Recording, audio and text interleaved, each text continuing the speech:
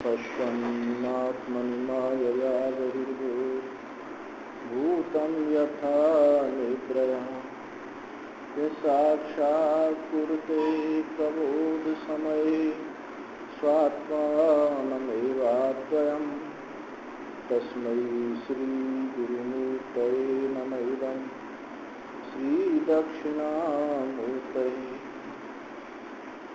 श्रीकृष्णार्जुन संकथामृतनिधे धीरं गभीरं तलं तत्त्वान्वेषं तत्परैरभिगतं कैकेय्येन साधीवरैः किन्तु प्रत्नविचार रत्ननिकरान् आनीय दाने प्रभु श्रीपूर्णानन्दमतेन कश्चिदिति तं सर्वात्मना संश्रये। शंकरं शंकराचार्यं केशवं बादरायणं सूत्रभास्कृतौ वन्दे भगवन्तौ पुनः पुनः। ईश्वरो गुरुरात्मेति मूर्तिभेदविभागिने व्योमवद्व्याप्तदेहाय दक्षिणामूर्तये नमः। पार्थाय प्रतिबोधितां भगवता नारायणेन स्वयं व्यासेन ग्रथितां पुराणमुनिना मध्ये महाभारतम् अद्वैतामृतवर्षिणीं भगवतीम् अष्टादशाध्यायिनीं अम्ब त्वामनुसन्दधामि भगवत् सीते भवाद्वेषिणी। नमोऽस्तुते व्यासविशालबुद्धे उल्लारविन्दायतपात्रनेत्र येन त्वया भारततैलपूर्णः प्रज्वालितो ज्ञानमयप्रदीपः। मूकं करोति वाचालं पङ्गुं लङ्घयते गिरिं यत्कृपातमहं वन्दे परमानन्दमाधवम्। अजोऽपि सन्नप्यात्मा भूतानाम् ईश्वरोऽपि सन् प्रकृतिं स्वामधिष्ठाय सम्भवामि आत्मायया। यदा यदा हि धर्मस्य ग्लानिर्भवति भारत अभ्युत्थानमधर्मस्य तदात्मानं सृजाम्यहम्। परित्राणाय साधूनां विनाशाय च दुष्कृतां धर्म संस्थापनार्थाय संभवामि युगे युगे। जन्म कर्म च मे दिव्यम् एवं यो वेत्ति तत्त्वतः त्यक्त्वा देहं पुनर्जन्म नैति मामेति सोऽर्जुन। वीतरागभयक्रोधा मन्मया मामुपाश्रिताः बहवो ज्ञानतपसा पूता मदभावमागताः। तो अवतार की चर्चा चल रही है। अवतारवाद। भगवान ने कहा कि मेरे बहुत सारे जन्म हुए, तुम्हारे भी हुए हैं, परंतु मैं जानता हूँ तुम नहीं जानते हो। इसलिए नहीं जानते हो तुम क्योंकि तुम धर्म अधर्म प्रतिबंध से ग्रस्त हो। मैं धर्म अधर्म प्रतिबंध ज्ञान शक्ति से आबद्ध नहीं हूँ। मैं नित्य शुद्ध बुद्ध मुक्त स्वभाव हूँ। अर्जुन को प्रश्न हुआ, यदि ये नित्य शुद्ध बुद्ध मुक्त स्वभाव हैं, सत स्वरूप हैं, तो इन सत का जन्म कैसे हो सकता है? सत का जन्म सत से जन्म कैसे हो सकता है? और उपदेश तो इन्होंने सूर्य को किया है आपने, तो बिना आकृति के तो हुआ नहीं। तो भगवान ने कहा हमने आकृति धारण की। अब कैसे आकृति? जैसे जीव लोग शरीर बनाते हैं ऐसे मेरा शरीर बनाना नहीं है। जीव तो कर्मों का फल से, कर्म फल से जीव मनुष्य आदि योनि प्राप्त होती हैं, परंतु मेरा जो जन्म है कर्म के और फल के आश्रित नहीं है। तो मेरा जन्म कैसे होता है? माया से संलिप्त होकर के होता है। मैं अजन्मा होते हुए भी, अविनाशी होते हुए भी, भूतों का सब भूतों का स्वामी होते हुए भी मैं अपनी प्रकृति को अधिष्ठित करके अर्थात सच्चिदानंद परमात्मा सच्चिदानंद रूपता को मैं अधिष्ठित करके आश्रित करके इसको अपने बस में करके उस माया से मैं उत्पन्न हो जाता हूँ। संभवामी, मैं सत्ता रूप से दिखाई देने लगता हूँ। तो मैं प्रकृति से बताया कि वो उपादान कारण है और आत्म माया से बताया निमित्त कारण। निमित्त और उपादान अभिनिमित्तोपादान विवर्त्य अभिनिमित्तोपादान रूपता से मेरा जन्म होता है। या इसका एक अर्थ और भी समझ सकते हैं कि प्रकृति को हम लें कारण विद्या, कारण उपाधि से निराकार, कारण उपाधि से वो निराकार ईश्वर और तथा कार्य उपाधि से सगुण साकार हो जाता है। कारण उपाधि से जो शुद्ध चेतन परमात्मा है वो ईश्वर हो जाता है और कार्य उपाधि से मैं सगुण साकार हो जाता है। जैसे तस्माद् वा एतस्माद् आत्मनः आकाश संभूतः, उस इससे मैं तस्माद् वा एतस्माद् आत्मनः संभूतः, उस इससे मैं उस इस आत्मा से आकाश उत्पन्न हुआ। तो उस और इस तस्माद् वा एतस्माद् माने ईश्वर, या इसका अर्थ और भी एक समझ सकते हैं कि हिरण्यगर्भ प्रकृति में अधिष्ठाया हिरण्यगर्भ और उससे फिर मैं सगुण साकार हो जाता हूँ। ये प्रक्रिया है। तो आपका भगवान, आपका ये जो जन्म है, अवतार है, ये क्यों होता है, इसका प्रयोजन क्या है? तो भगवान ने कहा कि देखो इसकी कारण हेतु तो यह है कि जब जब धर्म की ग्लानि होती है, धर्म के प्रति लोगों का उत्साह क्षीण हो जाता है। धर्म नष्ट नहीं होता, धर्म का उत्साह क्षीण हो जाता है और अधर्म के प्रति रुचि जागृत हो जाती है, भोग के प्रति रुचि जागृत हो जाती है, तब ये हेतु मेरे अवतार के लिए होता है। जब जब होए धर्म की हानि, बाढ़े असुर अधम अभिमान, इसी श्लोक का अनुवाद है। तब मैं आत्मानं सजामे हम, पहले कहा था संभवामी आत्माया, यहाँ कह रहे हैं तदात्मानं सजामे हम, मैं अपने को ही रचता हूँ, किसी की अपेक्षा से नहीं रचता, मैं अपने स्वभाव से ही, क्योंकि न तस्य कार्य कर्ण विद्यते स्वाभाविक ज्ञान बल क्रिया, अपने स्वाभाविक ज्ञान बल क्रिया से, ना मेरा कोई करण है, ना मेरा कोई कर्म आदि देह और उसका फल इंद्रिय आदि से मैं उत्पन्न होने वाला नहीं है, मैं अपने को ही माया से उत्पन्न कर देता हूँ। तो आगे और हेतु, ये तो हेतु बताया, प्रयोजन बताया, तीन प्रयोजन बताए। एक तो परित्राणाय साधूनाम विनाशाय च दुष्कृताम धर्म संस्थापनार्थाय संभवामि युगे युगे। तो साधु पुरुषों के रक्षा के लिए और दुष्टों के विनाश के लिए। और तीसरा हेतु बताया धर्म की स्थापना के लिए। तो साधु पुरुषों की, यदि सत्पुरुषों की रक्षा ना हो, साधु पुरुष कौन है? दो सच्चिदानंद परमात्मा से एकीभूत हुए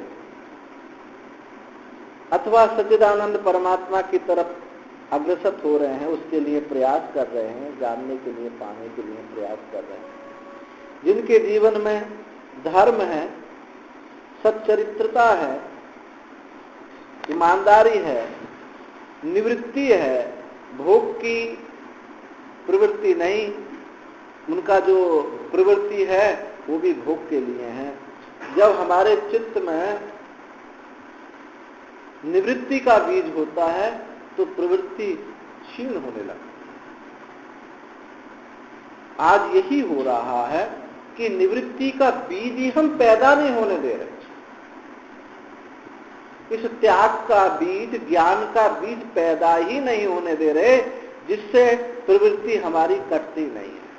जब पहले हमारी ये हमारी जो संस्कृति है, इसमें पहले ब्रह्मचर्य आश्रम, गृहस्थ, वानप्रस्थ, संन्यास, तो ब्रह्मचर्य आश्रम में ही ये बीज बो दिया जाता था, और योग्यता ना होने की वजह से, विकल्प संन्यास ना होने की वजह से वो जो है गृहस्थ में प्रवेश होता था, वृत्तियों को विस्तार कर देता था। पहले वृत्ति ब्रह्मचर्य आश्रम में वृत्ति सुप्त है, ऐसा नहीं कि नहीं है, सुप्त है। यदि वहां भोग वृत्ति ना होती तो गृहस्थ में उसका प्रवेश नहीं होता।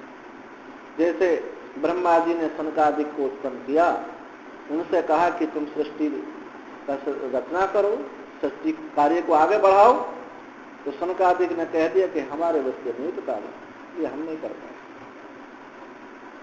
निवृत्ति परायण मुनि नाम ऊर्ध्वरेत साम, उनको कहा है सनकादिक को, मुनि नाम ऊर्ध्वरेत साम। तो उनसे सत्कार, उनसे ये सृष्टि कार्य प्रवृत्ति नहीं हुई। तो जब हमारे अंदर बीज होता है तभी हम प्रवृत्त होते हैं। अंदर से गुदगुदी है, पर कुछ ना मौका मिल रहा है, ना हमसे कोई कह रहा है। जब कोई कहता है, मौका लगता है, तो हम उसमें प्रवृत्त हो जाते हैं। यदि वहां नाम मात्र भी उसका बीज ना हो तो जा नहीं सकता।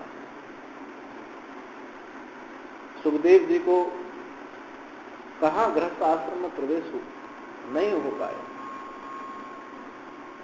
वामदेव हैं, सुखदेव हैं, दत्तात्रेय हैं, सनकादिक हैं, अनेक बहुत, शंकराचार्य भगवान 7 साल की उम्र में सर्वशास्त्र होकर के 8 साल में संन्यास ले लिया। कोई प्रवृत्ति, इसको कहते हैं विकल्प संन्यास। एक क्रम संन्यास, एक विकल्प संन्यास। तो विकल्प जब नहीं होता है तब क्रम संन्यास की बात होती है, परंतु बीज तो ब्रह्मचर्य आश्रम में निवृत्ति का, ज्ञान का बो दिया जाता था। अब वो वृत्ति जो सुप्त पड़ी हुई थी, उन सुप्त वृत्तियों को विस्तार करने के लिए हम व्यापक वृत्ति हो गई, पुत्र पौत्र आदि बहुत कर्म आदि फैल गया। अब वानप्रस्थ में वृत्ति है, पर वृत्ति के साथ संयोग नहीं। पत्नी है, लेकिन पत्नी के साथ पत्नी औचित्य कर्म नहीं है, मित्रवत व्यवहार है, वो भी एक साधक की तरह है। असन्यास में वृत्ति का आभास भी नहीं है। तो जो विकल्प संन्यास है वो तो एक अलग बात है। क्रम संन्यास में बीज वहां रहता है, इसलिए आगे उनको यही रहता है, वही एक दिन छूटना ही है, एक दिन छूटना है, ये निश्चित छूटना है। जो आज है कल नहीं रहेगा, जो आज है कल नहीं रहेगा, ये सूत्र गहराई से बैठा होता है। और जब हमको ये पता होता है कल को छूटना ही है, ये धारणा निश्चित होती है, तो हमारी प्रवृत्ति फैलती नहीं है, हम प्रवृत्ति की महत्ता नहीं होती।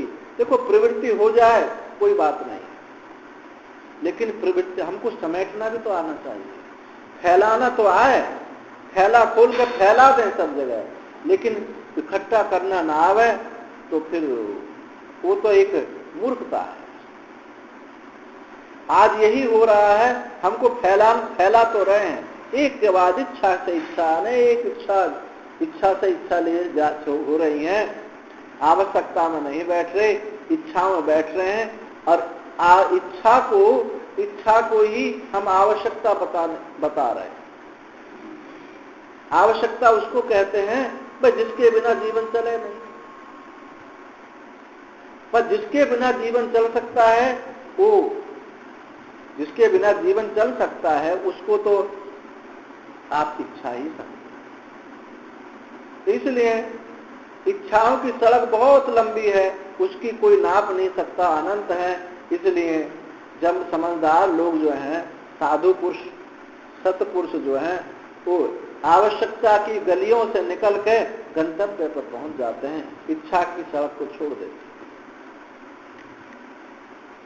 तो भगवान ने कहा कि ऐसे जो सतपुरुष हैं, वर्ण आश्रम धर्म का पालन करने वाले हैं, अथवा वर्ण आश्रम धर्म का जो उद्देश्य है एक सच्चिदानंद परमात्मा उसमें अग्रसित हैं उधर या उसको पा चुके हैं, तो जो सत्पुरुष हैं, सत्य के साथ जो संग करना चाहते हैं या सत्य से एक ही भूत हो गए हैं, ऐसे लोगों की मैं रक्षा करता हूं। यानी निवृत्ति की रक्षा, त्याग की रक्षा।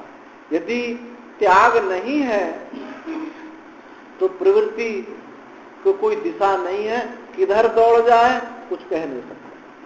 निवृत्ति से सत्पुरुषों से इस सृष्टि में यदि सज्जन पुरुष ना रहे, सत्संग संत महापुरुषों के प्रति आदर बुद्धि ना रखने वाले ना रहे, सत्संग करने वाले नहीं रहे, सेवा परायण, शास्त्र परायण,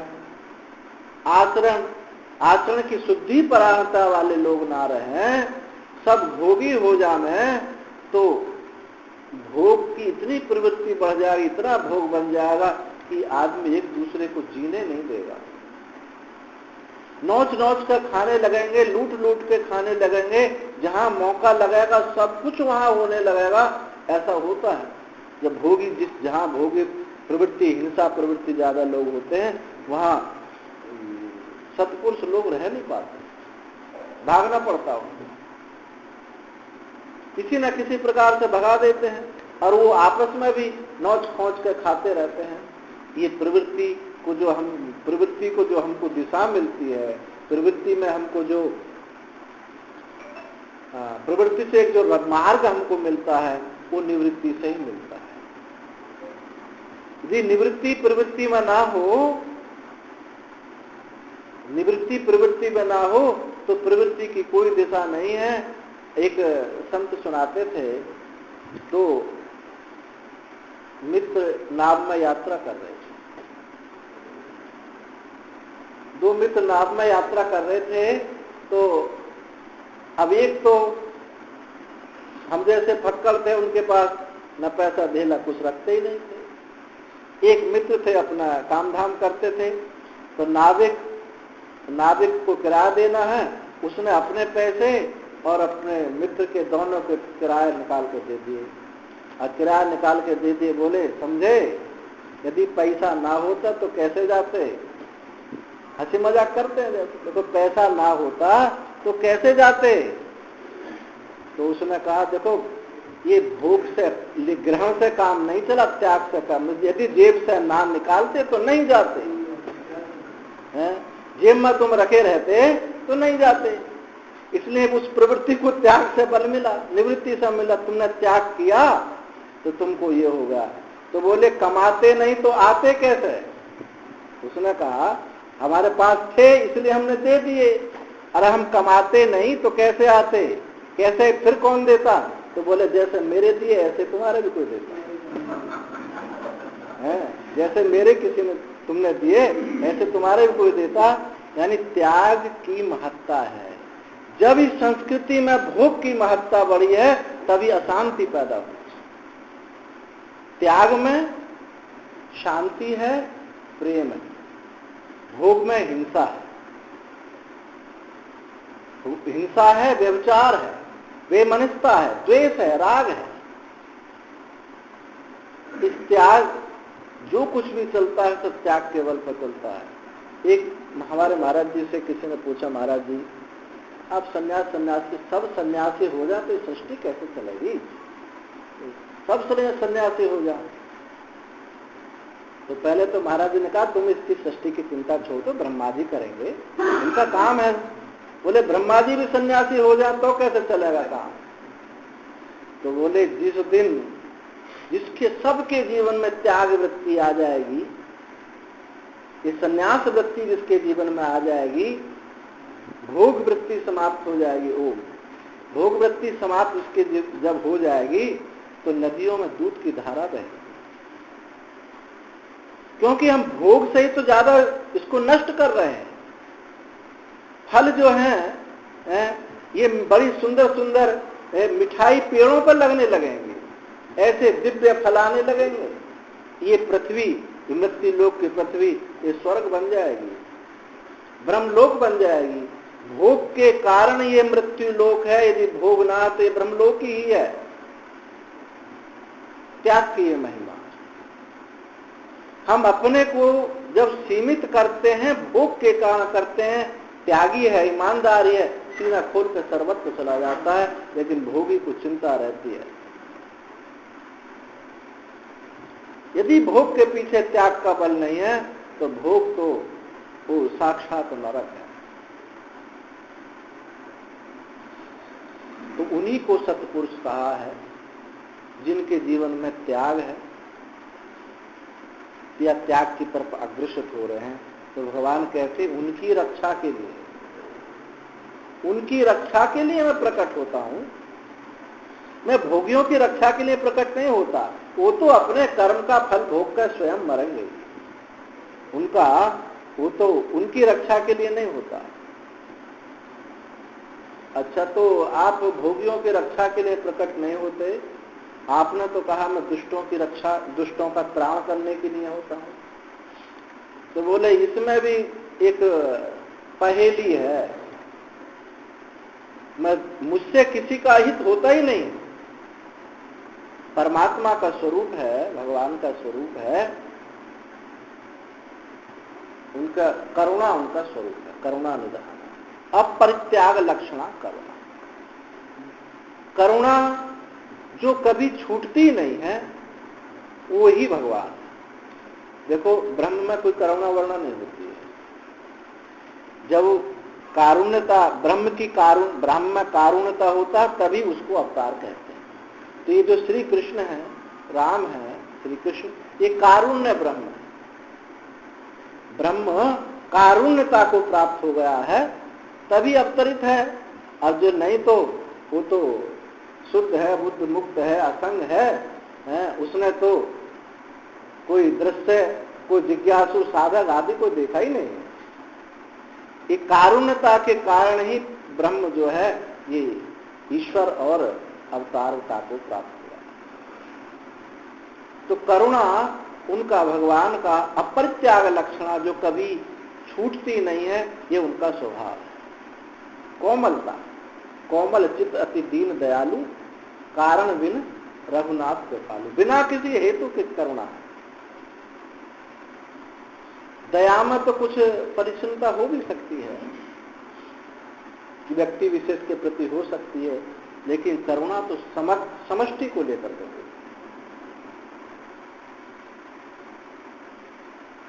दया सत्व गुण है, यदि उसको विचार ना मिले, सत्व गुण में यदि विचार ना आए तो सत्व गुण निश्चित रूप से रज में प्रवृत्त होता है। आपने देखा राजऋषि भरत जंगल में तपस्या कर रहे हैं, अरे हिरणी आई और नदी में उसका प्रसव हो गया, बच्चा गिर गया, नदी हिरणी कहीं किसी गुहा कंदरा में आकर छुप कर मर गई होगी, और उस बच्चे के प्रति की दया तो उमड़ी थी राजऋषि भरत, और वो दया ही आसक्ति का रूप ले गई। तो जब व्यक्ति विशेष के प्रति करुणा होती है तो वही दया हो जाती है, और वो दया आसक्ति रूप हो जाती है यदि उसको वहां विचार ना मिले। सुबह चर्चा कर रहे थे, किसी ने प्रश्न पूछा था माताओं के विषय में, तो मैंने कि उनमें लज्जा 16 गुनी है, दया पुरुष की अपेक्षा कोमल चित्त होता है। तो जो कोमलता है सत्वगुण की है, वहां विचार नहीं हो पाता, इसलिए वहां राग हो जाता है, पक्षपात हो जाता है। सत्वगुणी होने, उनका आहार की शुद्धि बहुत अच्छी बात है, आहार विहार की शुद्धि होनी अच्छी बात है, परंतु यदि सत्संग ना मिले, सत्वगुण में रहते हुए ऐसे बहुत लोग समाज में हैं, उनका किसी से कोई राग द्वेष वैर भाव नहीं है, और कोई बुरी कमाई भी नहीं करते हैं, परंतु ना उपासना कर पाते हैं, ना ब्रह्म विचार कर पाते हैं। उस सत्संग में आने की रुचि भी नहीं।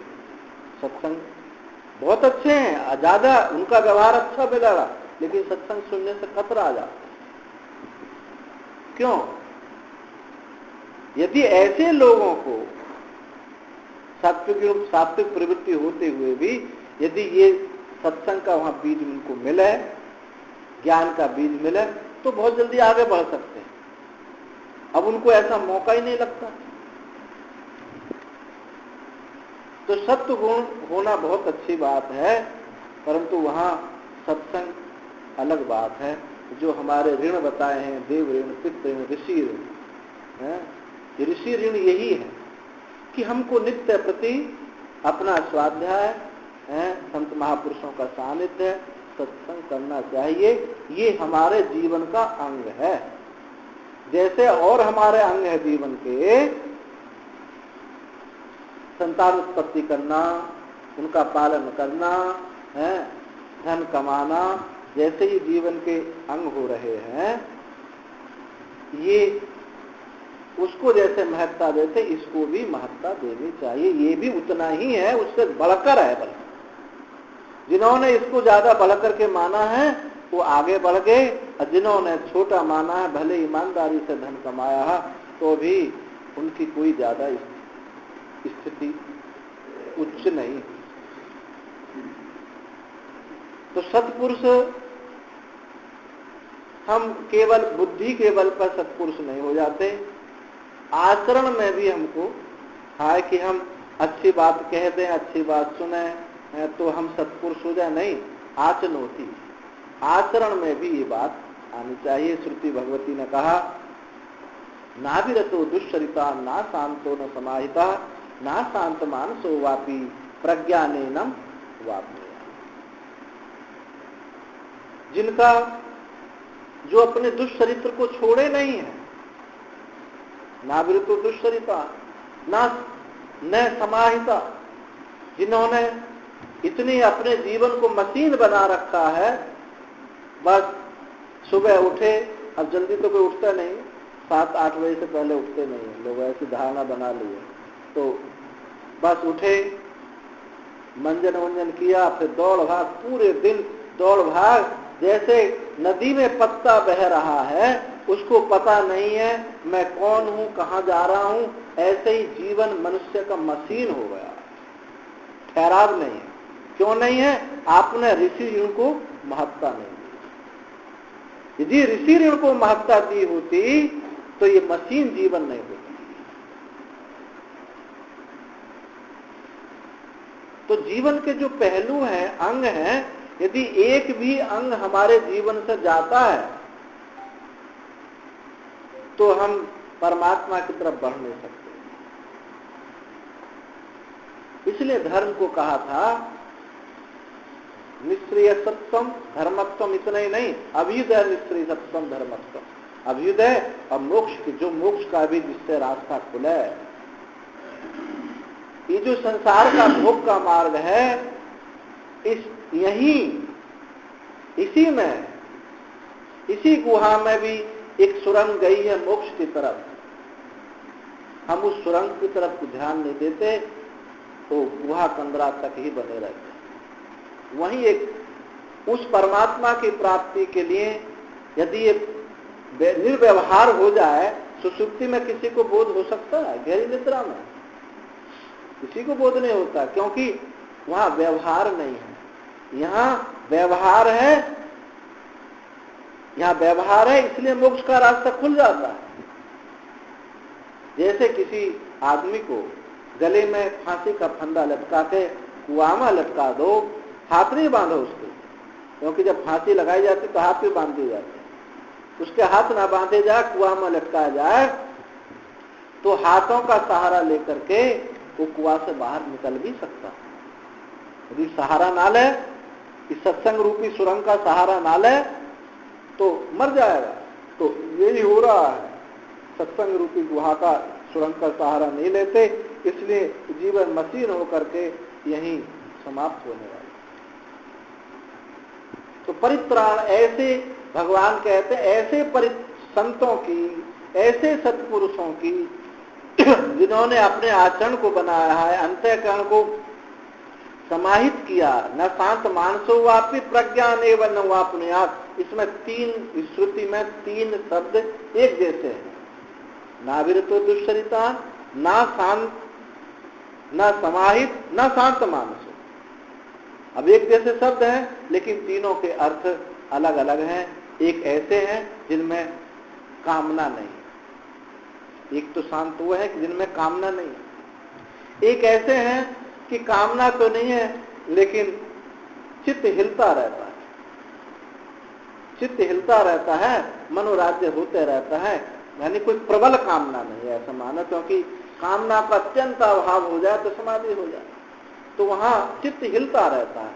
और एक ऐसे लोग हैं कि ये लौकिक कामना तो नहीं है, चित्त हिलता डुलता भी नहीं है, परंतु अलौकिक कामना है। मैं आकाश में साधु हो जाऊं तो आकाश में उड़ने लगूं, मैं नदियों पे ऐसे ही चला जाया करूं, अणिमा गरिमा लगिमा महिमा आदि सिद्धियों की अखाड़े चित्त में जमे हुए हैं, उनके प्रयास में बैठे। तो ना तो सिद्धियों के अखाड़े चित्त में हो, ना चित्त में मनोराज्य हिलन जुलन हो, और ना ही लौकिक कामना हो।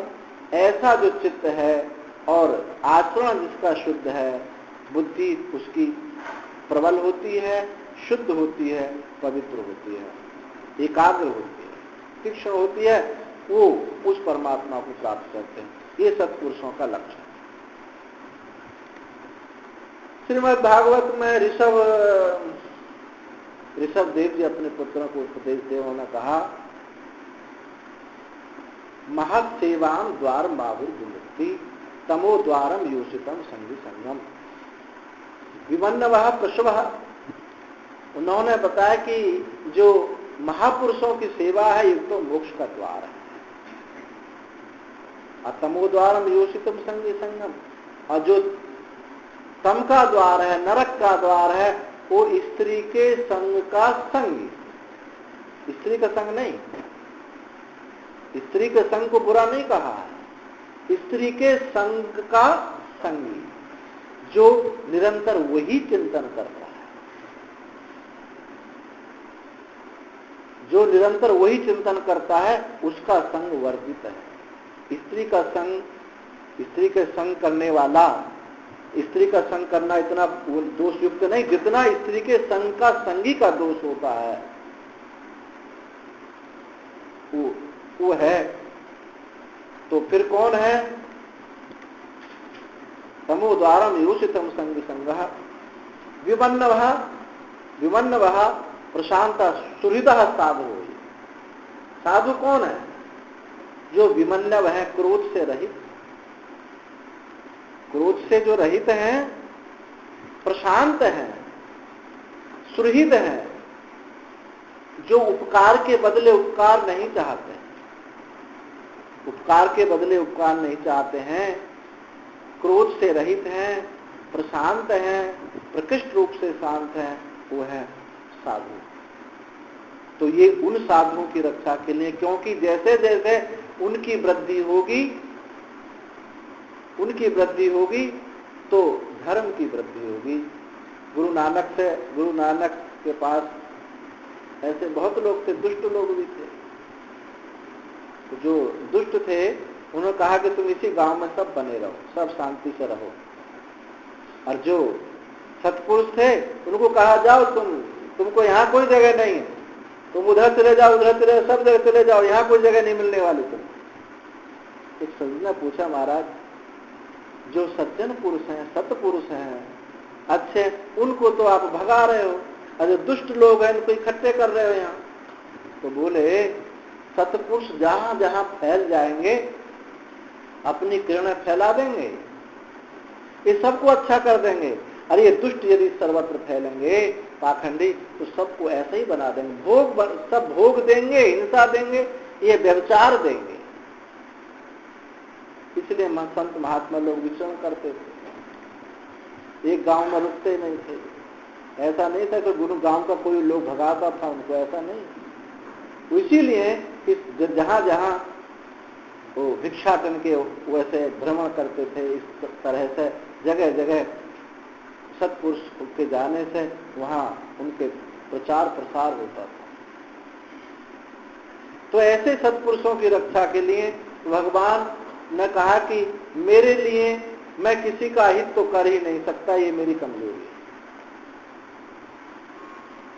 साधु की ये कमजोरी होती है कुछ, ये तो भगवान कह रहे हैं साधु की भी कमजोरी होती है कि यदि उसको कोई श्रद्धा से प्रणाम कर ले, क्षमा मांगे, तो सब भूल जाता है। एक बार एक घटना हुई हमारे साथ मध्य प्रदेश में, सतना से जबलपुर जा रहे थे गाड़ी में, एक संत गाड़ी चला रहे थे। अब गाड़ी रास्ते में एक्सीडेंट हो गई, एक आगे मोटरसाइकिल वाले थे, गाड़ी लग गई। ये अच्छा उन्हें कोई ज्यादा चोट नहीं आई, पर उन्होंने अपने रूप बहुत दिखाए। गाड़ी गिर गई, हमने मोटरसाइकिल उठाई, उन्होंने भी उनको खड़ा किया और हमने की गाड़ी में उनको बिठाना, इनका पट्टी उट्टी करा देंगे, डॉक्टर के पास ले जाएंगे। अब वो तो उठे नहीं, अब उठे नहीं। हम उनसे बहुत अनुनय विनय करें, भैया आपका हम इलाज कराएंगे, तो उन्हें उठे नहीं। उन्होंने फोन करवाया और गांव से बहुत सारे गुंडे बुलाए, लाठी ले लेकर के दौड़े चले आए। अब हम दो महात्मा वहां, अब हमने की उनसे कहा, मैंने कि देखो इसके ज्यादा चोट नहीं, हम लोग स्वयं जाकर के पुलिस स्टेशन में कह देंगे, अगर हम यहाँ रहे तो लोग मारेंगे, छोड़ेंगे नहीं, ये कोई नहीं देखेगा ये साधु है, कुछ कोई नहीं छोड़ने वाला। तो बोले उन्हें ठीक है। उन्होंने गाड़ी स्टार्ट की तो खड़ा हो गया गाड़ी के सामने, में गाड़ी जाने नहीं दी। हमने कि अब तो पक्का ले जाओ, इसको चोट अगर होती तो ये खड़ा नहीं हो पाता। अब खड़ा हो रहा है, गाड़ी रोक रहा है, चिल्ला रहा है, फुर्सत ये पैर छिल गए थे उसके। उसके बाद वो लंबी कथा नहीं सुनाएंगे, आगे हमने पुलिस स्टेशन के सामने जैसे रुकी, इतने उनके गुंडे आगे, उन्होंने हम पर मार बजानी शुरू कर दी। हमारा तो एक डंडा मारा, उनके कई डंडा मारे वो महात्मा के। हम पुलिस स्टेशन में घुस गए, हमने कहा कि तुम्हारे पुलिस स्टेशन में मार रहे हैं, एक्सीडेंट तो अनजान में किसी उससे होता है, लेकिन जानबूझ के मारना ये ज्यादा बड़ा अपराध है। हमारे एक मित्र थे, हमने उनको फोन किया, उन्होंने आईजी को फोन किया, वहां से आईजी का फोन डायरेक्ट आया, तो हमको फिर वो सम्मान करने लगे सबको। अब कहने का मतलब वो थानेदार जो था, वो गांव के कुछ बुर्गे लोग होते हैं, दलाल, ऐसे लोग थे वो, तो उनसे अलग कुछ और बात करे, हमारे सामने कुछ और बात करे। हम समझ गए कि इसमें कुछ दाल में काला है। हमने कहा कि तो जब तक वो आ नहीं जाएगा हम यहाँ से जाने वाले नहीं। तो उसने गेट पर जाके क्या कहा उन लोगों को, देखो तुम जानते नहीं हो साधु की कमजोरी, बताना मैं ये चाहता हूँ, महात्मा के पैर पकड़ लेना, छोड़ना नहीं, बिल्कुल कितना ही भी कहे, जब तक माफ ना करे छोड़ना मत, और कोई रास्ता नहीं है तुम्हारे बचने का। तुम्हारे तो 1000-2000 रुपए जुर्माना लगेगा, तारीख भी इनकी हम कर लेंगे, पर परेशान हो जाओगे।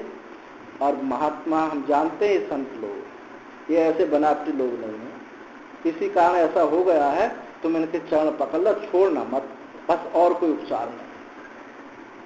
अब उसने वही किया, अपने बाप की सेवा बंद कर दी, हमारा पंखा हिलाने लगा और उसने पैर पकड़कर छोड़े ही नहीं।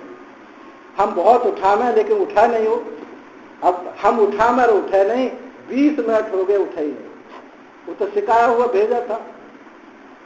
हम बोले जब तक माफ नहीं करोगे तब तक मैं महाराज उठूंगा नहीं। हमने की माफ है, चलो छोड़ो धन्य, तो उठ गया। तो ये कमजोरी होती है। ऐसे भगवान की भी कमजोरी है कि भगवान किसी को कष्ट नहीं दे सकते। तो अर्जुन ने कहा कि आप तो कह रहे हैं तो विनाशाय दुष्कृताम, मैं दुष्टों का विनाश करता हूं। बोले दुष्टों, जो दुष्ट है वास्तव में वो तो अपने कर्मों के फल भोग, कर्मों का फल भोग से ही नष्ट हो जाएंगे। वो जो दुष्ट है वो तो अपने जो कर्म करेंगे वो तो उसके फल से ही नष्ट हो जाएंगे, मुझे उसको करने की आवश्यकता नहीं है। तो फिर आप क्यों कहते हैं विनाश आए तो दुष्कृताम? बोले ये पहेली है। क्या है? जो मेरे भक्त थे मुक्त तो हुए नहीं थे, जो मेरे भक्त थे उनसे कोई अपराध हो गया तो रावण, कुंभकर्ण, दंतवक्र, शिशुपाल, पूतना आदि बन के आए। अब उनके उनके उद्धार के लिए, उन्हीं को जो जिनको संसार दुष्ट कहता है, पर वो मेरे भक्त ही हैं, उनका उद्धार करने के लिए मैं आया। साधुओं की जो इस समय मौजूद साधु, उनकी रक्षा के लिए, और ऐसे जिनको तथाकथित, मेरे दृष्टि में तथाकथित दुष्ट हैं। नहीं तो रावण को मारने के लिए क्या भगवान ही आते, और कोई नहीं मार सकता था।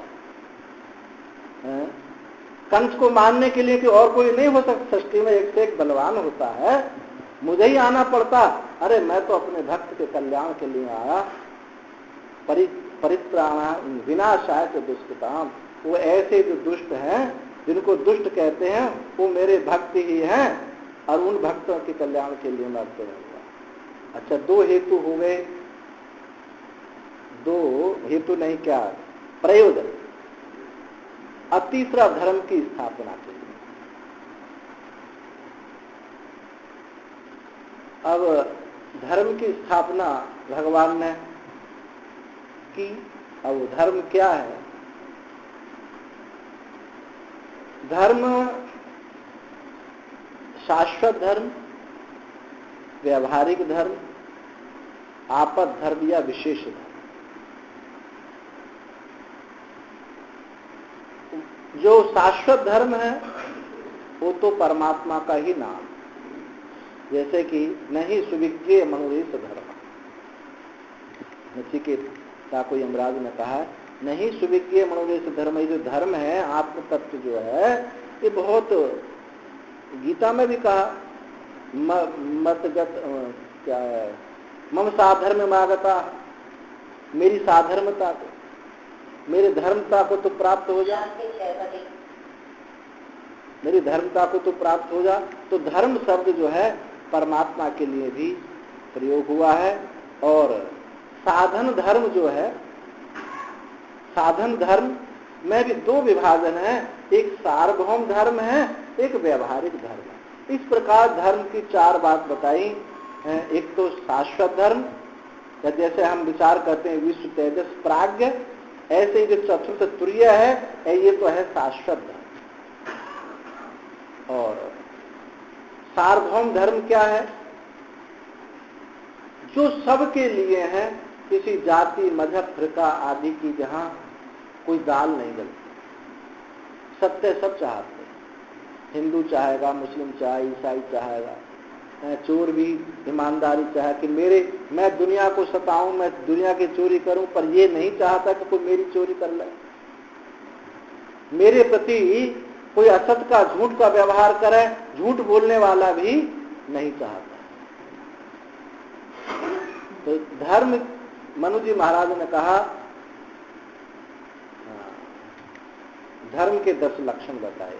धृति, क्षमा, दम, वस्तेय, शौच, इंद्रिय निग्रह, धीर, विद्या, सत्यम, अक्रोधो, 10कम धर्म लक्षण। धर्म के 10 लक्षण बताए। और जो योग दर्शन में जिसको यम कहा है, यम क्या? अहिंसा, सत्याग्रह, ब्रह्मचर्य, अपरिग्रह, वो भी इसी में ही अनुस्यूत हो जाते। तो धृति धारण करना, क्षमा, धृति क्षमा, दम मन इंद्रियों का निग्रह, धृति क्षमा दमो, आस्ते या किसी प्रकार की चोरी ना करना।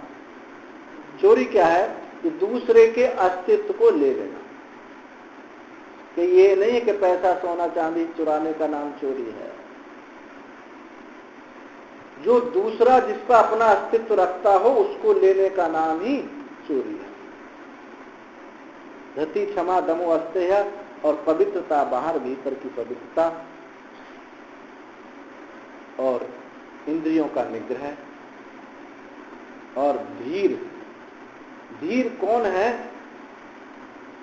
विकार सामने उपस्थित होने पर भी, विकार हेतु, विकारों के हेतु सामने उपस्थित होने पर भी जिसका चित्त विकार को प्राप्त नहीं होता, वो धीर। और जिसके जीवन में विद्या है, ज्ञान है, सत्य है, अक्रोध है, वो धर्म। धर्म किसी को कष्ट देने के लिए नहीं होता। जब परीक्षित महाराज दिग्विजय कर रहे थे, तो वृषभ के रूप में धर्म और गाय के रूप में पृथ्वी आई। उनके 3 पैर काट दिए गए धर्म के। तो परीक्षित ने पूछा कि तुम्हारा हाल किसने ऐसा किया है? तो वृषभ ने कहा कि राजन, कोई कहता है कर्मों का फल है, कोई कहता है गुणों, सात्विक राजस तम इनके गुणों का फल है। सांख्य योग दर्शन कहते हैं कि सब गुणों का ही खेल है।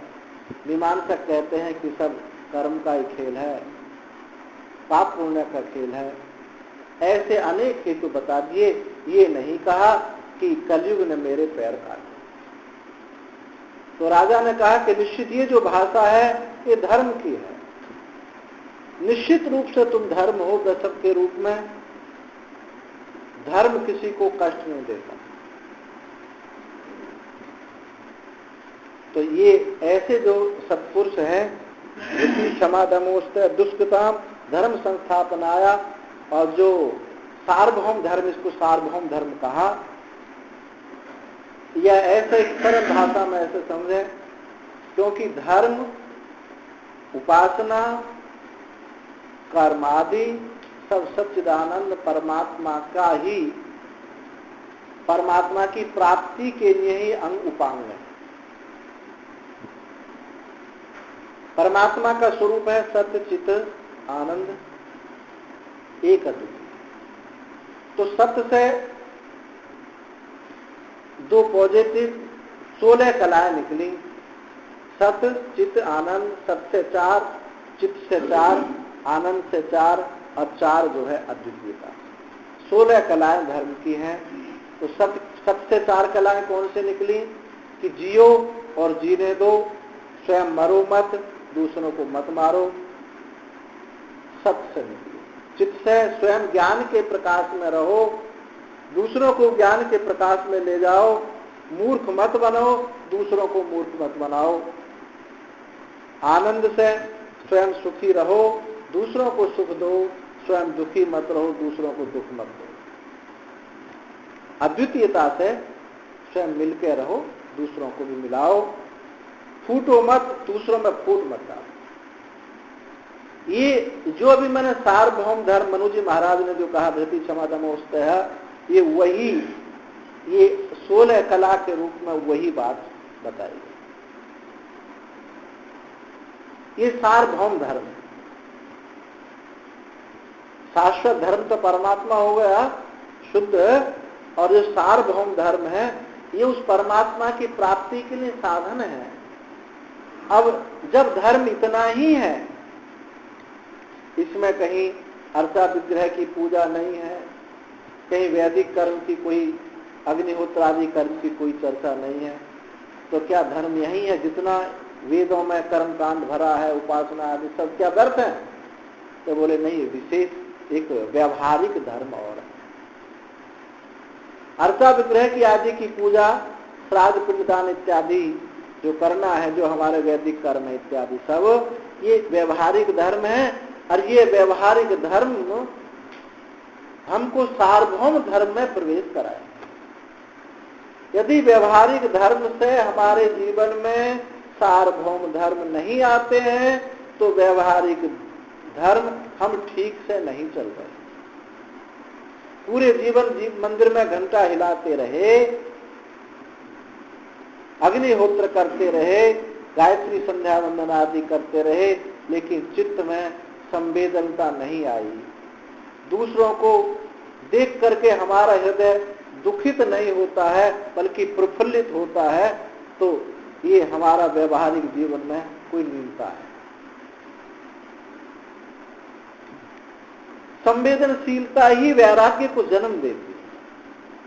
संवेदनशीलता, जब चित्त संवेदनशील होता है तभी वैराग्य उत्पन्न होता है, और जो संवेदनशीलता नहीं है तो चित्त जड़ता को प्राप्त होता है, कठोरता को, अहंकार को प्राप्त होता है। वो परमात्मा के मार्ग में चलने का अधिकारी है। संवेदनशीलता से ही हम लोक कल्याण कर सकते हैं, परमात्मा की प्राप्ति करेंगे। डॉक्टर राजेंद्र प्रसाद जो राष्ट्रपति रहे, उनका स्वभाव था कि संतों को आदर करते थे। राष्ट्रपति गद्दी पर सबसे पहले उड़िया बाबा जी महाराज को बिठाए, तब राष्ट्रपति गद्दी पर आसीन हुए। संतों को बुलाते रहते थे। एक बार प्रज्ञा चक्षु शरणानंद जी महाराज का आप नाम सुने हुए, बहुत अच्छे संत हुए, जन्मांध थे। उनको राष्ट्रपति भवन ले गए, उनको आसीन किया और बहुत हाथ जोड़ के विनय प्रार्थना की कि महाराज, हम राष्ट्र के लिए बहुत कुछ करना चाहते हैं लेकिन कुछ कर नहीं पा रहे। ऐसी परिस्थिति उपस्थित होती है, ऐसे दुष्टों के बीच में जो बड़े सुंदर अच्छे बने हुए समाज में अपनी ख्याति दिखाए हुए हैं और वही दुष्टता कर रहे हैं, हम अपना कुछ राष्ट्र का हित नहीं कर पा रहे। तो उन्होंने एक वाक्य में प्रवचन किया, बोले संवेदनशीलता की कमी है। जब हमारे चित्त में संवेदनशीलता होगी तो हमको सोने नहीं देगी, बैठने नहीं देगी, जब तक वो हित ना हो जाए। ठीक है, आपके चित्त में आप हित करना चाहते हैं, इच्छा तो है, पर संवेदनशीलता का पूर्ण रूप प्राकट्य नहीं है। जब संवेदनशीलता होगी तभी हमारे चित्त में करुणा उदित। संवेदनशीलता ये भगवत्ता का गुण है, उसी से वैराग्य उत्पन्न है। तो कहने का मेरा तात्पर्य कि धर्म में संवेदनशीलता है, कष्ट नहीं है, किसी दूसरे का कष्ट नहीं देखा जाता। तो ऐसा धर्म संस्थापनार्थाय, ऐसे धर्म की स्थापना करने के लिए, वर्ण आश्रम धर्म की स्थापना करने के लिए, भागवत धर्म की स्थापना करने के लिए, मोक्ष धर्म की स्थापना करने के लिए मेरा अवतरण हुआ है। अर्जुन ने सोचा कि जिस दिन भगवान तो द्वापर के युग, द्वापरांत तो प्रकट हुए हैं और उनके बेटा पोते शराब पी कर लड़ कर मर गए, क्या धर्म की स्थापना कर रहे हैं? कौन से वर्ण आश्रम की है? कौन से वर्ण आश्रम धर्म की स्थापना कर रहे हैं? सबसे ज्यादा ये अंतरराष्ट्रीय विवाह यही हुए हैं, यादव कुल में हुए हैं, और कोई नीति जाति आदि का विचार नहीं हुआ है। ये क्या धर्म की स्थापना कर रहे हैं? और जिस दिन तुरंत कलयुग आ गया, और कलयुग में तो वर्ण आश्रम धर्म छिन्न भिन्न हो ही जाता है, संकरता पैदा हो जाती है। मनुष्यों में नहीं, पशु पक्षियों में भी जर्सी गाय हो जाती है, दोगली गाय हो जाती है, पुष्प भी सुगंधित नहीं रहते हैं, वनस्पति भी संकर हो जाती है, पशु पक्षी भी, मनुष्य तो संकर हो ही जाता है। सब संकरता, कहीं प्योरिटी नहीं मिलती। क्या धर्म की संस्थापना? ऐसी जो संस्थापना समझ रहे हो, कलयुग के आते वर्ण आश्रम धर्म छिन्न भिन्न हो गया, तो क्या वर्ण आश्रम धर्म छिन्न भिन्न होगा तो क्या धर्म है? तो भगवान कहते हैं कि ये अर्जुन पूछेंगे, हमको मालूम है, इसलिए हम कहते हैं हमने भागवत धर्म की स्थापना की। भागवत धर्म इस जो व्यवहारिक धर्म है इससे उत्कृष्ट हो जाता है। गीता में ब्राह्मण क्षत्रिय वैश्य शूद्र के लक्षण बताए।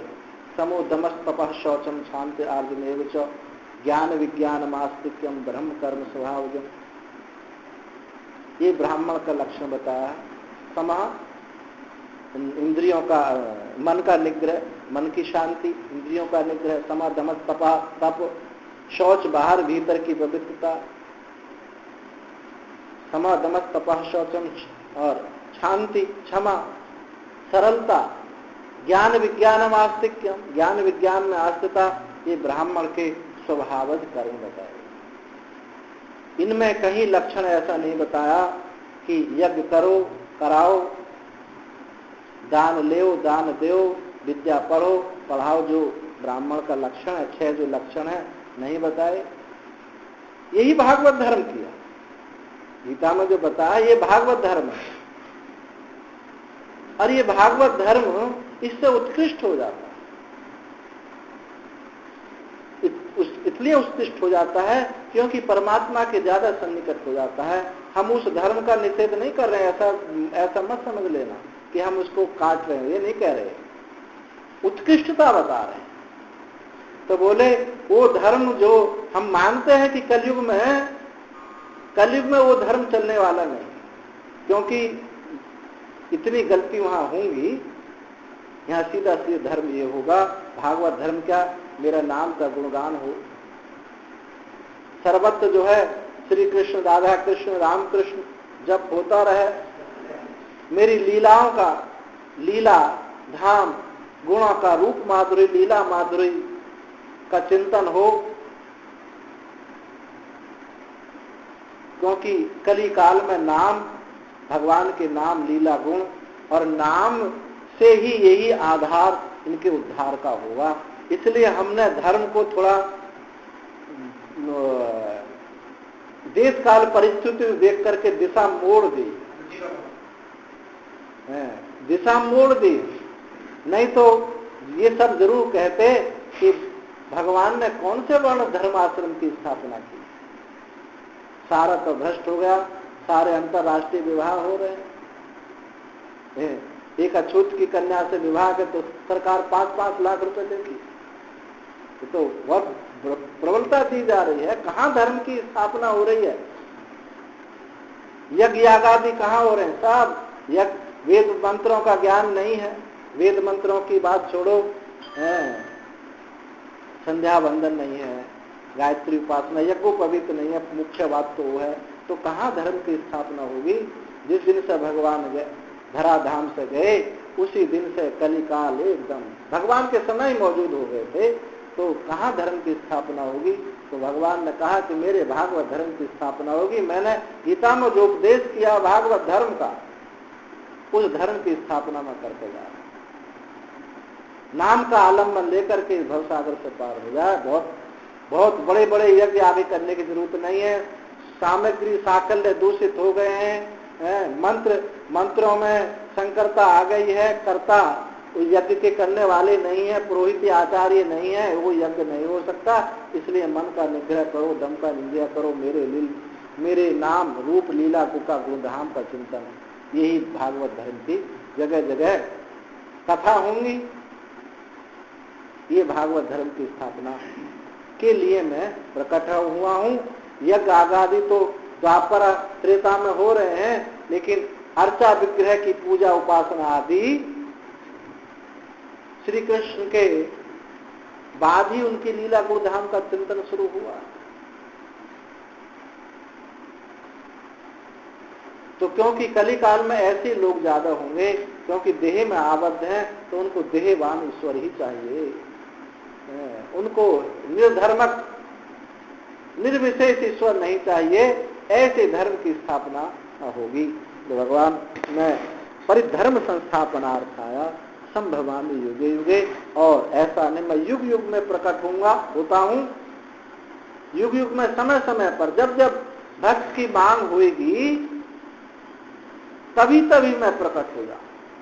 मैं ऐसा नहीं, ऐसी कोई धारणा नहीं बनाता कि मैं सतयुग में द्वापर त्रेता में कल की भगवान का अवतार होऊंगा, रामकृष्ण के रूप में अवतार होऊंगा। जब भी युगे युगे समय समय, ऐसा युग युग का आप अर्थ ऐसा मत समझो कि द्वापर त्रेता में, युग युग में समय समय पर जब जब समय होगा, जब तक आप प्रार्थना करेंगे, मेरी प्रार्थना करेंगे, तभी मैं प्रकट हो जाऊंगा।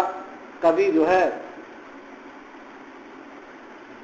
अनेक रूप में प्रकट हो जाऊंगा। जैसी जैसी भक्ति की भावना धारणा होगी उसी रूप में मैं प्रकट।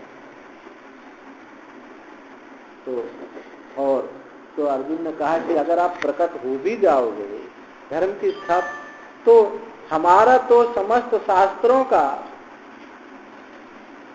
जो गंतव्य है, सार है, वो है अपने स्वरूप की प्राप्ति, अपने आत्म स्वरूप का बोध। आपके प्रकट होने से, आपके अवतार लेने से क्या मोक्ष हो जाएगा? जैसे और आकृति घूम रही हैं, ऐसे एक आकृति ये भी घूमेगी। जैसे आजकल घरों में भगवान के चित्र, संत महात्माओं के चित्र तो नहीं लगाते, फिल्मी अभिनेत्रियों के चित्र लगाते हैं, ऐसे तुम्हारे लग जाएंगे, वो लग रहे हैं। तो भगवान कहते तुम मेरे अवतार को समझ नहीं रहे हो। भगवान ने कहा जन्म कर्म च मे दिव्यम एवं यो वेत्ति तत्त्वतः त्यक्त्वा देह पुनर्जन्मो नैति मामेति सोचना। अर्जुन अब इसको पूरा कर दें हीरे में, चलो इसको पूरा कर दें, कल तो बंद हो जाएगा ना। मेरे जन्म और कर्म की दिव्यता को जो तत्व से जानता है वो मुक्त हो जाए। आपकी जन्मता क्या है? अरे यही जन्मता है, मेरी जन्म की दिव्यता, यही तुमको सुना नहीं, इतनी देर से बता रहा हूं। अजो पिसन्नव्यात्मा भूता नाम ईश्वरो पिसन, अजन्मा होते हुए, अविनाशी होते हुए भी मैं देवकी की यशोदा की गोद में आ जाता हूं। यही मेरी जन्म कर्म की दिव्यता है। सच्चिदानंद घन परमात्मा मैं कोई बाल बराबर घाटा हुए बिना नाम रूप लेकर के प्रकट हो जाता हूं। ये मेरा जन्म है। और कर्म तो तुमने देखे होंगे।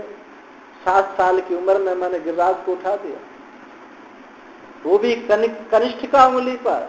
अघासुर, बगासुर, बकासुर, पूतना, कुंभकर्ण, कंस, दंतावत, ऐसे बड़े बड़े योद्धाओं को मैंने हंसी हंसी में पछाड़ दिया। ये क्या मेरे कर्मों की दिव्यता तुमको मालूम नहीं पड़ती? यही सच्चिदानंद रूपता से, सच्चिदानंद रूपता को छोड़ना नहीं है। सच्चिदानंद रूपता ही हेतु बनी है जन्म में, और सच्चिदानंद रूपता हेतु बनी है कर्म में। क्योंकि केवल आप नाम आकृति को आप पकड़ लें तो उद्धार नहीं होगा। यदि मां भगवती हमारे सामने प्रकट हो जाए और हमको काम भाव उनके प्रति उत्पन्न हो जाए तो वो सच्चिदानंद में रूपता नहीं होगी। भगवान की जो रासलीला है काम मर्दन लीला है, उसकी फलश्रुति में देखें भागवत की में, फलश्रुति में काम मर्दन और दिव्य प्रेम प्राप्ति की लीला है। आज भी वृंदावन में जब महारासलीला होती है तो रास करने वाले कहते हैं कि देखो आज बच्चे यहां से सब चले जाए, आज बच्चों के लिए रासलीला नहीं है, आज बहुत उत्कृष्ट लीला है। एक काम मर्दन लीला है, सच्चिदानंदमयी लीला। तो सच्चिदानंदमयता को कहीं छूटा नहीं है। सच्चिदानंद में जाते ही कृष्ण परमात्मा नहीं रहे, वो फिर कर्म फल से उत्पन्न होने वाला शरीर रहेगा। ये जो दिव्यता है जन्म की, भगवान की जन्म की दिव्यता है, यही जन्म की दिव्यता है कि यहाँ कर्म के फल से ये शरीर उत्पन्न नहीं हुआ। जैसे सब जीवों के कर्म फल से शरीर उत्पन्न हुए हैं, ये भगवान कर्म फल से उत्पन्न नहीं। ये कर्म जन्म की दिव्यता है। कर्म भी यही है, सच्चिदानंद में रूपता से ही उन्होंने गिरिराज को उठाया, सच्चिदानंद रूप से ही इन अघासुर, बकासुर, कंस, दंतवक्त, शिशुपाल आदि का वध किया। ये भगवान के जन्म कर्म की दिव्यता है। और यहाँ इस श्लोक में, ये श्लोक महावाक्य है, आप ध्यान दें इसको, ये तत्त्वमसि महावाक्य जो है इसी श्लोक में लक्षित हो रहा है। तो पहले जन्म कर्म से मे दिव्यम एवं यो, ये है तत्पदार्थ का स्वरूप। जन्म कर्म से मे दिव्यम, दिव्यम से क्या है, उसका वाच्यार्थ हटा करके दिव्यता क्या है, सच्चिदानंदमय रूप। जन्म कर्म च मे दिव्यम, दिव्यम है सच्चिदानंद रूपता, यानी तत्पद का लक्ष्यार्थ। और वाच्यार्थ क्या है? जन्म कर्म। जन्म कर्म वाच्यार्थ और दिव्यता क्या है? लक्ष्यार्थ है। तो पहली पंक्ति में तत्पदार्थ का शोधन और त्यक्त्वा देह पुनर्जन्म जन्म नैति मामेति शोधना और तत्पद और तुम पद। त्यक्त्वा देहम पुनर्जन्म, इस देह को छोड़ना, ये कहाँ है? तुम पद का शोधन और मामेति अर्जुना, मुझको ही प्राप्त होना, ये क्या है? असि पद। तत्त्वमसि, तो जन्म कर्म से में दिव्यता से सच्चिदानंद रूपता होने से ये तत्पदार्थ का शोधन होगा। इसी को जो तत्व से जानना क्या है? तत्व की एकता, असि पद। तत्व से तत्व क्या? तत्व शब्द भी अपने में असि पद को दिखाता है। तत्व तत्व है ना वो, तत् अर्थ, इनको दोनों को अलग खोले। तत् अर्थम जहाँ एक हो गए वो तत्व है, तो असि पद से यहाँ एकता हुई। और तुम पद क्या बताया था? त्यक्त्वा देह पुनर्जन्म। और ब्रह्म वृत्ति कौन है यहाँ? मामेति सोऽर्जुन, मुझको ही प्राप्त हो जाता है, मैं रूप ही प्राप्त हो जाता है। तो यहाँ जानो भगवान को और मुक्त हम हो जाए। जानो जानो सोहन देव और मोहन देव मुक्त हो जाए, ऐसा हो सकता कभी है? माने एक तरफ हम जाने, एक अन्य को जाने। हम जान रहे हैं कि ये चतुर्वेदी है और मुक्त हो जाए राकेश, ऐसा हो सकता है क्या इनको जानने से? इसका मतलब वो जो तत्व है और त्वम है वो एक ही है। भ्रांति से हम अन्य अन्य समझे थे, यही तत्वतः तत्व दिखाता। तो भगवान की जन्म कर्म दिव्यता, ये जो परमात्मा, ये गिरराज उठाने वाले हैं, ये पर सच्चिदानंद है। सच्चिदानंद रूपाय विश्वोत्पत्त्यादि हेतवे तापत्रय विनाशाय श्री कृष्णाय वयम नमः। सच्चिदानंद रूपता, तो दिव्यता से सच्चिदानंद रूप, ये जो गिरराज उठाने वाले हैं, ये प्राकृत मनुष्य का काम नहीं है, कोई राक्षस भी नहीं है।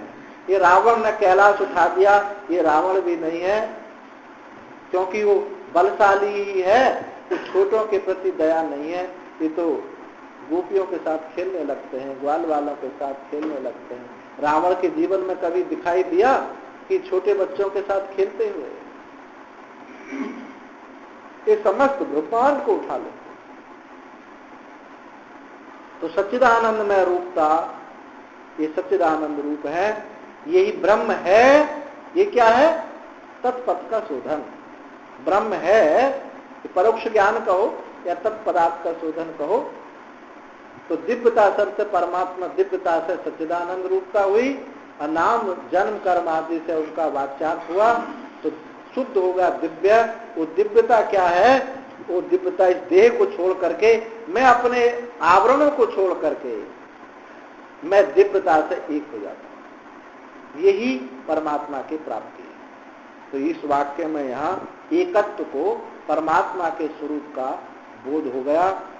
अब यहाँ श्री उन्मद भगवद गीता में ही एक जगह गुणातीत के लक्षण हैं, 14वें अध्याय में। दूसरे अध्याय में स्थित प्रज्ञ के लक्षण हैं। 12वें अध्याय में ज्ञानी भक्त के लक्षण। दूसरे अध्याय में कर्म की प्रधानता से, कर्मयोग की प्रधानता से, वहां मैं ये नहीं कह रहा हूं कर्मयोग से प्राप्त हुआ है एकत्व प्राप्त, ये नहीं कह रहा हूं। कर्मयोग की प्रधानता रही है उसके जीवन में, उसकी प्रधानता से उसको एकत्व बोध होने का नाम स्थित प्रज्ञ के लक्षण है। और गुणों पर विचार करने से, सांख्य की प्रधानता से वहां गुणातीत के लक्षण है। और 12वें अध्याय में भक्ति की प्रधानता से लक्षण है। हालांकि बात वेदांतियों को हजम नहीं होती है। वेदांती क्या कहेंगे भक्ति होगी तो भक्ति का फल जिज्ञासा होगा। अब फिर उसको गुरु के पास जाएंगे, श्रवण करेंगे, फिर घटपट मठ आदि करेंगे, सर्प घटपट आदि का विचार करेंगे, तब जाकर के मुक्त होगा। पर भगवान ऐसी बात नहीं कह रहे। जिसने समस्त कामनाओं को त्याग दिया है उसको ऐसा चलते फिरते ऐसा बहुत आसानी से निमित्त मिल जाता है और उस तत्व में पर्यवसान उसका हो जाता है। जीवन में जैसे तुलसीदास जी है, मीरा है, सूर है, ये जीवन में भक्ति दिखाई देती। कोई तो भक्ति बोलता है, भक्ति की प्रधानता से अंतःकरण शुद्ध होकर के और हम बहुत शीघ्रता से वो परम तत्व प्रकट हुआ। यहाँ गीता में भी 12वें अध्याय में यही बात, और यहाँ भी यही बात कही जा रही है। यहाँ जो है अवतार से प्रारंभ किया, अवतार की जन्म कर्म की दिव्यता को जाना, उनके लीला गुण धाम में आसक्त होकर के अपने जो अशुद्धि थी हटा दी और वही तत्व से जान लिया। तो प्रधानता यहाँ भक्ति की प्रधानता से यहाँ तत्व ज्ञान। ऐसे इसमें कोई आग्रह नहीं है कि कोई भक्ति की प्रधानता से तत्व ज्ञान हो या विचार की प्रधानता से। ज्ञान जब होगा, परमात्मा मोक्ष जब होगा, वो ज्ञान से ही होगा। अंतिम स्थिति में जाए वहां कोई ना कोई ऐसा निमित्त मिल जाता है जो निमित्त इतनी आसानी से सबको नजर नहीं पड़ता। तुलसी ने क्या कहा हो, केशव कहीं न जाई का कहिए, केशव कहीं न जाई का कहिए, शून्य भीति पर चित्त रंग नहीं, तनु भिन्न लिखे तितेरे, है ना ऐसा पद है। अब ये ज्ञान का पद का निरूपण है नहीं। अब यहाँ कहाँ आपको, परंतु सगुण साकार भगवान के माध्यम से जाकर के प्रतिष्ठित होगा।